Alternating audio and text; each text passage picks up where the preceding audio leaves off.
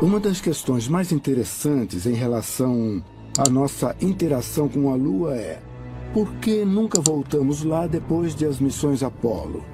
E o que é ainda mais curioso é que, embora a União Soviética, na época, estivesse se tornado bastante capaz de enviar seus astronautas para a Lua, isso parece nunca ter sido feito. Será que havia ações de governos associados com a Lua? Alienígenas ou outros seres que alertaram a humanidade para ficar longe por algum motivo? Chegar à Lua foi um feito tão inacreditável que até hoje muitas pessoas estão convencidas de que todo o evento foi, na verdade, encenado em um estúdio de Hollywood. Mas sugerem não só que pousamos na Lua, mas que aquilo que foi encontrado lá é mais incrível do que sabemos. Durante a missão lunar Apollo, em 1969, depois do pouso, houve uma falha de 2 minutos que foi muito estranha nas transmissões de rádio. E o que aconteceu durante esses 2 minutos tem provocado muita controvérsia. Colômbia, aqui é Houston, checagem de rádio. Over. Colômbia, aqui é Houston, over. Entendido. Segundo o cientista e pesquisador da NASA, Otto Binder, vários radioamadores conseguiram interceptar comunicações secretas com o controle da missão que não foram tornadas públicas. Os astronautas aparentemente disseram ter visto objetos extraterrestres na Lua, inclusive discos voadores parados ao longo da borda de uma cratera bem à vista. Bom, a verdade é que cada um dos astronautas tinha um canal médico separado. Esse canal não era público e podia ter sido facilmente usado para comunicar informações que não deveriam ser ouvidas nas transmissões gerais públicas. O que é muito interessante nessa história, porém, é o fato de que 30 minutos depois do pouso na Lua, a história estava circulando pela NASA.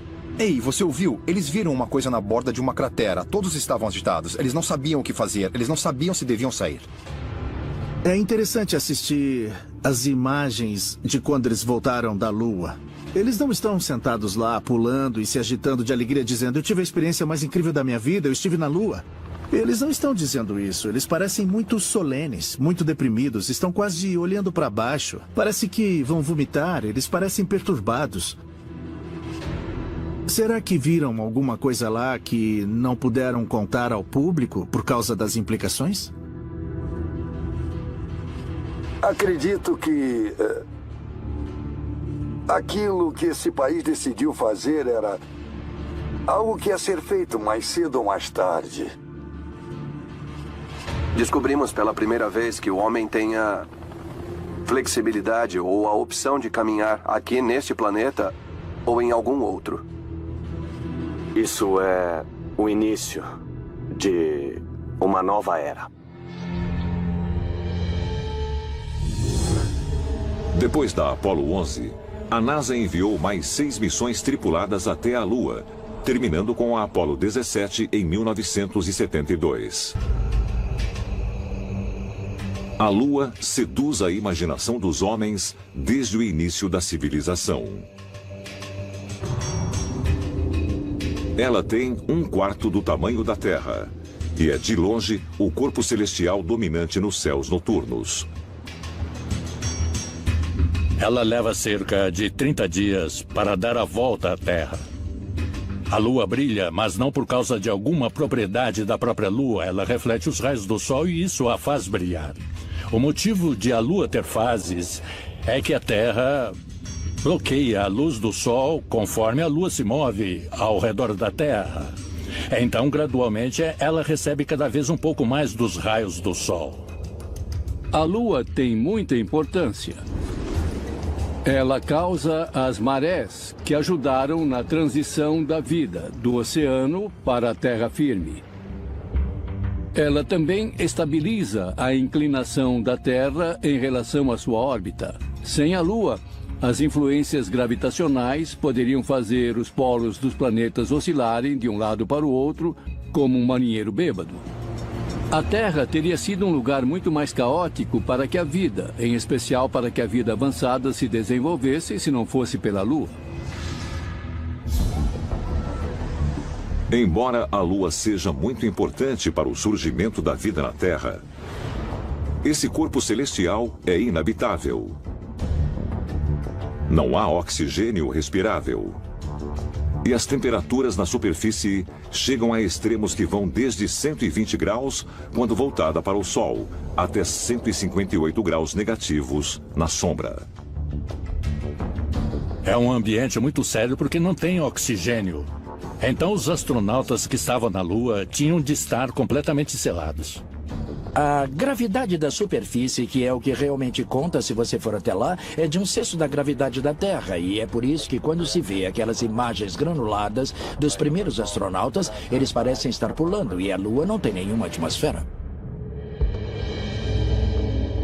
Os astronautas, quando chegaram à Lua, de repente puderam olhar para o mundo em que cresceram, a Terra, de um lugar diferente.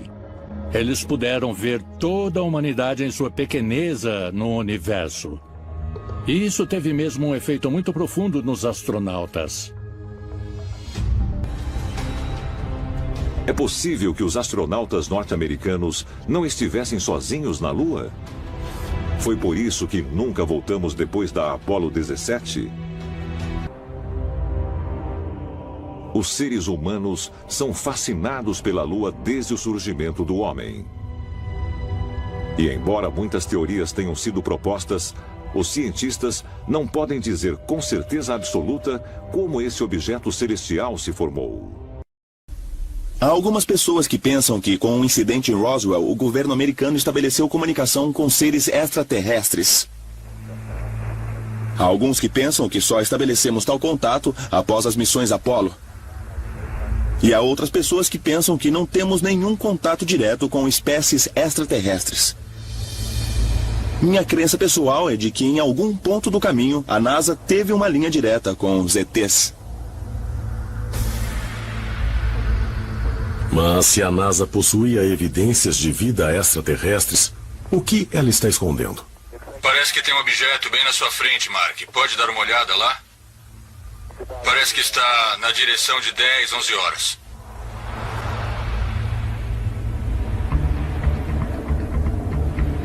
A NASA pode ter encontrado evidências da existência de vida extraterrestre na Lua? E pode haver mais provas da presença alienígena como a testemunhada por astronautas no ônibus espacial e na Estação Espacial Internacional? –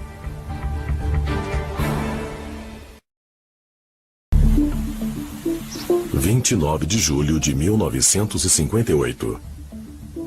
Em reação ao lançamento bem-sucedido do satélite espacial soviético Sputnik, o presidente Dwight Eisenhower assina a Lei Nacional de Espaço e Aeronáutica, fundando oficialmente a NASA. A NASA foi formada em 1958, parcialmente a partir de uma agência já existente no governo chamada de NACA, que lidava com aeronáutica, e depois com o início do programa espacial que se desenvolvia no Exército e na Força Aérea.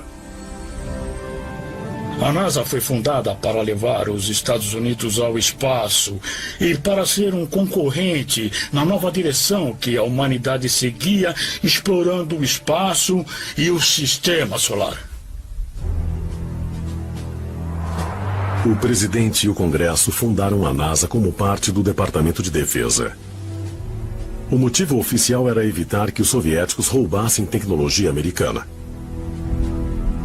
Mas alguns acreditam que o verdadeiro motivo para essa confidencialidade não era esconder informação dos soviéticos, mas esconder o segredo do público americano. Muitas pessoas têm a ideia de que a NASA é uma agência civil de ciência, mas ela não é. A lei do Congresso que a criou diz que tudo o que eles descobrirem é sujeito a sigilo e deve ser mantido em segredo e longe do povo americano. O relatório Brookings, que foi comissionado pela NASA logo depois da própria NASA ser criada, foi criado essencialmente para decidir o que a NASA deveria fazer se eles fizessem mesmo algum tipo de contato extraterrestre. Se encontrassem artefatos na Lua ou em Marte, ou se tivessem contato direto com uma inteligência superior, o que deveriam fazer? O relatório Brookings diz especificamente, número 1, não contem a ninguém. Se contar a alguém, você vai acabar destruindo a nossa civilização. Vai nos destruir. Nos últimos anos, oficiais do programa espacial da NASA admitiram manipular registros originais de algumas aterrissagens na Lua e perderem pedras coletadas na superfície lunar. Alguns dizem que fotos que a NASA tirou da Lua e de Marte indicam que eles sabem mais do que nos dizem. Nós vamos ter que nos convencer do fato de que nos contaram a mentira coletiva mais monumental de nossas vidas sobre os grupos não humanos tecnologicamente avançados que fundamentalmente impactam a vida sobre o planeta Terra, e vocês vão achar evidências no lado mais distante da Lua e, sem dúvidas, em Marte também. Toda vez que você olha uma fotografia de uma sonda não tripulada do planeta Marte, há quase sempre uma coisa muito estranha que não pertence ao lugar e que parece estrutural. Carl Sagan costumava falar das pirâmides de Elísio. Mas o que esses homens fizeram longe das câmeras?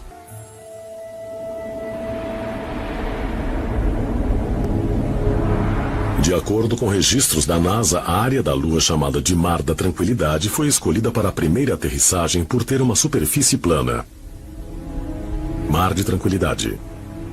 Mas alguns pesquisadores dizem que esse local foi escolhido porque naquela data as coordenadas se alinhavam diretamente sobre o cinturão de Orion. Eles escolheram os locais de aterrissagem primeiramente, escolhendo uma data específica, uma latitude e uma longitude específica e uma hora específica também. Depois você tinha que voltar a partir daquela posição para criar o que chamam de janela de lançamento.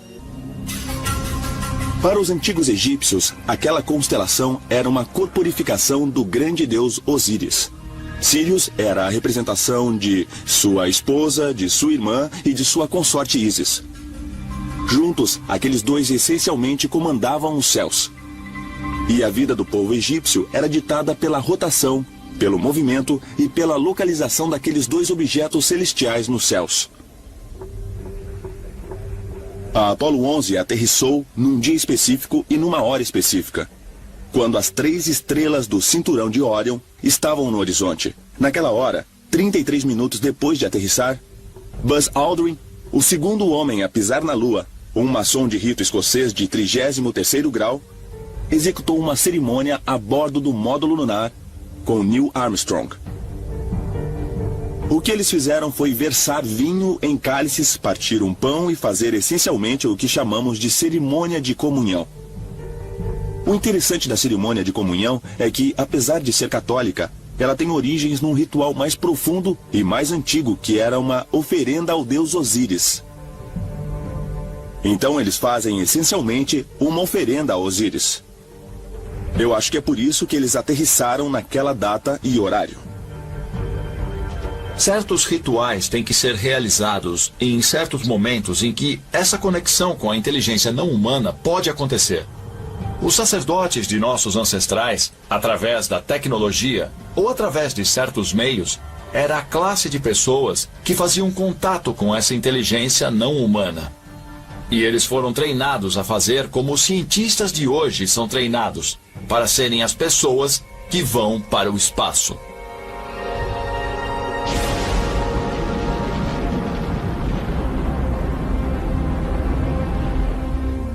Foram deixados na Lua instrumentos científicos, uma bandeira americana e uma pequena placa comemorativa da missão Apollo 11. Mas outros itens também foram deixados, como uma sacola contendo uma réplica em ouro de um ramo de oliveira e um disco de silicone com mensagens gravadas de paz e boa vontade de 73 líderes mundiais. Por que essas mensagens simbólicas foram mandadas para o espaço? Quem a NASA esperava encontrar na Lua? Quando falamos das missões Apollo na Lua, há uma teoria que sugere que cidades inteiras podem existir no lado negro da Lua. Cidades que a NASA sabia que existiam. Dessas missões teriam sido trazidos à Terra artefatos das ruínas desses antigos locais. É possível que não fossem rochas lunares que eles vieram e trouxeram como amostras, mas talvez tecnologia alienígena. Se extraterrestres estiveram aqui no planeta, e tenho certeza de que sim, é provável que encontremos evidências na Lua. Porque a Lua é o ponto de parada. Você tem uma nave-mãe e precisa por combustível. Seja lá o que for, pode ser matéria-prima, podem ser pedras, urânio, pode ser o que for, está na superfície da Lua. Então faria sentido encontrarmos indicações na Lua, indicações tecnológicas de que alguém esteve aqui.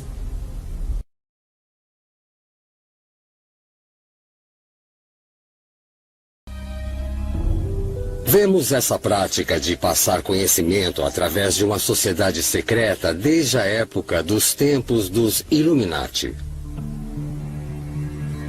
que acreditavam que poucos escolhidos da elite eram inteligentes o suficiente capazes de lidar com esse conhecimento secreto, mas não a população como um todo. Então permanece a questão, esse conhecimento foi passado através das sociedades secretas durante gerações?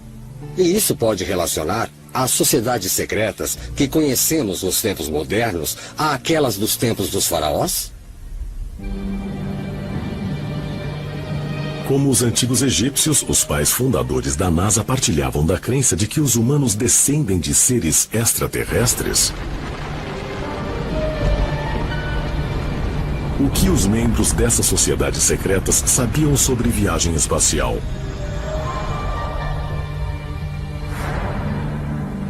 E como os antigos influenciaram seu trabalho?